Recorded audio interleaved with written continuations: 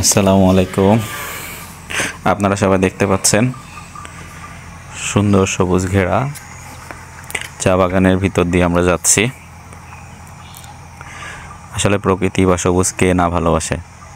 সবাই প্রকৃতি বা সবুজ ভালোবাসে। এই সুন্দর পরিবেশে যে কোনো মানুষ আসলে তার মন ভালো হতে বাধ্য। আর যদি সেটা হয় সাতছড়ি উদ্যান, সাথে চা বাগান, অসাধারণ একটা রাস্তা, যে রাস্তা দেখলে যে কেউ প্রেমে পড়ে যাবে। এখন আমরা মূলত শুরু করছি চাঁদপুর বাগান পার হয়ে চণ্ডীছড়া বাগানের পাশ দিয়ে।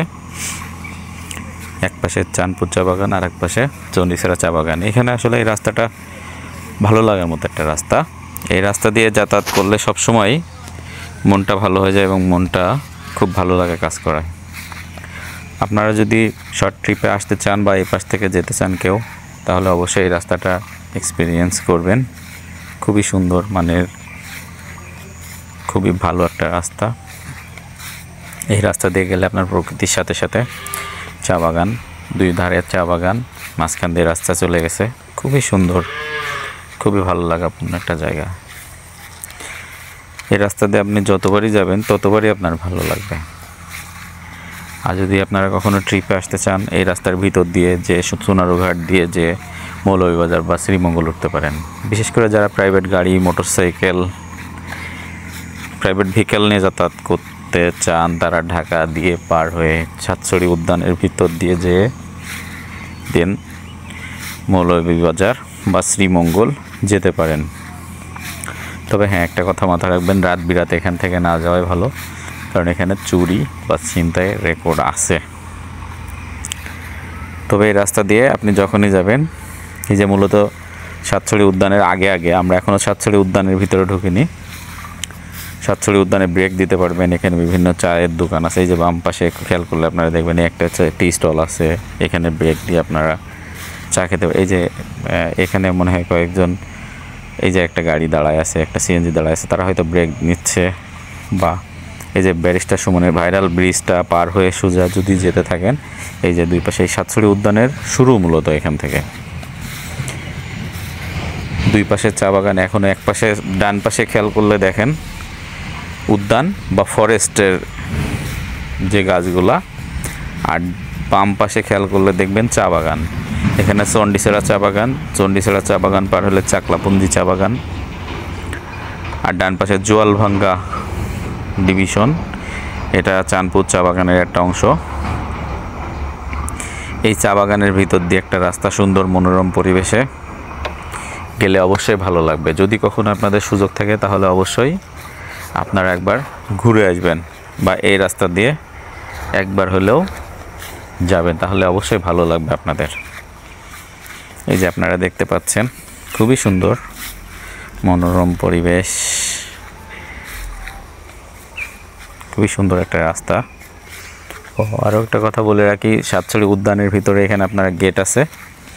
ওখান থেকে দেখেন আপনার টুরিস্টরা বিভিন্ন জায়গায় গাড়ি রাখে, তারা দেখতেছে, ছবি তুলতেছে।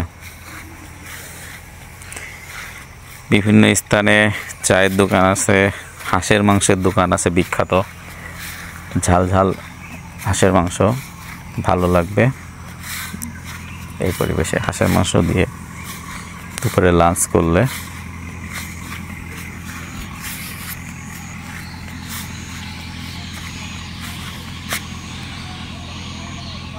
যে এখন আমরা চা বাগানের সামনে দিয়ে, এখান থেকে সাতছড়ি উদ্যান পার হলে সুরমা চা বাগানের অংশ আছে, তারপর তেলিয়াপাড়া চা বাগান আছে। আসলে খুবই মনোরম। জগদীশপুর পর্যন্ত রাস্তাটা মূলত সোনারুঘাট থেকে শুরু হয়ে জগদীশপুর যে থেমে গেছে, যেটা সত্যিই অসাধারণ।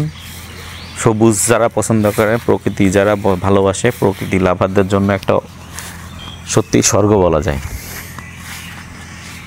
আপনি এই রাস্তা দিয়ে যতই যাবেন ততই ভালো লাগবে। এই যে আমরা ছুটে চলেছি।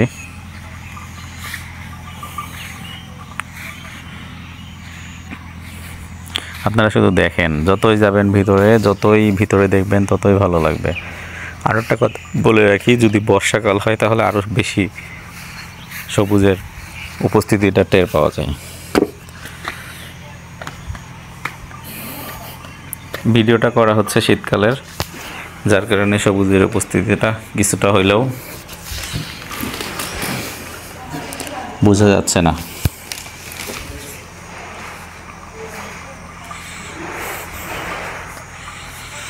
দেখেন আপনারা, দুই পাশে চা বাগান, মাঝখান দিয়ে একটা রাস্তা। শুধু চা বাগান না, দুই ধারে টিলা, পাহাড়ের মাঝখান দিয়ে রাস্তা চলে গেছে। রাস্তার পাশে যে টিলাগুলো আসে, এক পাশে চাকলাপুঞ্জি চা বাগান, চাকলাপুঞ্জি চা বাগানের উপরে চা গাছ। এই যে সাতছড়ি উদ্যান শুরু, এই যে সাইনবোর্ডটা দেখতে পাচ্ছেন, সাতছড়ি জাতীয় উদ্যান। সাতছড়ি জাতীয় উদ্যান বলতে এটা যেটা বোঝায় সেটা হচ্ছে এটা একটা ফরেস্টের অংশ। এর ভিতরে ফরেস্টই অনেক গাছগাছালি আছে।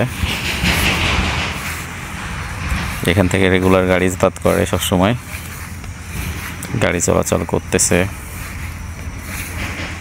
সর্বদা। বরং আমরা ঠিক দুপুরের সময় যাচ্ছি, এই জন্য গাড়ি ঘোড়া একটু কম। সকালে বা বিকালের দিকে তো এখানে অনেক ট্যুরিস্ট আসে, অনেক লোকজন আসে, অনেক গাড়ি ঘোড়া দেখতে পাওয়া যায়। এই যে আমরা এখন ছুটে চলেছি ঠিক সাতছড়ি উদ্যানের ভিতর দিয়ে। কেমন যেন একটু গাটা শিউরে ওঠে। এখান থেকে আরও একটা জিনিস বলে রাখা ভালো, অনেক সময় বন্য হাতি বা বন্য প্রাণী, বন্য শিয়াল, বন্য শূকর, বিভিন্ন ধরনের ক্ষতিকারক প্রাণীও মাঝে মাঝে আসে। সো সাবধানে এখান থেকে চলাচল করতে হবে, চোখ মুখ খোলা রেখে। তবে হ্যাঁ, দিনের বেলায় কোনো ডাকাতি বা চুরি হওয়ার রেকর্ড খুব আমি জানি না বা শুনি নাই। রাতের বেলায় এই ধরনের চুরি বা ডাকাতি হয় সন্ধ্যার পরে। সো আপনারা রাতের বেলায় রাস্তাটা সবসময় অ্যাভয়েড করবেন। আমি আসলে প্রফেশনাল কোনো ইউটিউবার না, যার কারণে কোনো ভুল ত্রুটি হলে আমাকে ক্ষমা করবেন। চেষ্টা করেছি আপনাদের সামনে এই রাস্তাটার বর্তমান অবস্থা তুলে ধরার জন্য। এবং যতটাই যাবেন, যত দূর যাবেন, ততই ভালো লাগবে। আমার মনে হয় যতটাই ভিতরে যাবেন, এখান থেকে সাতছড়ি উদ্যান পার হলে যতই ভিতরে যাওয়া হবে ততই আরও সুন্দর ও মনোরম পরিবেশ দেখা যায়। চা বাগান, দুই পাশে রাস্তা, কখনো কখনো টিলা, কখনো কখনো বানরের দল দেখা যায়।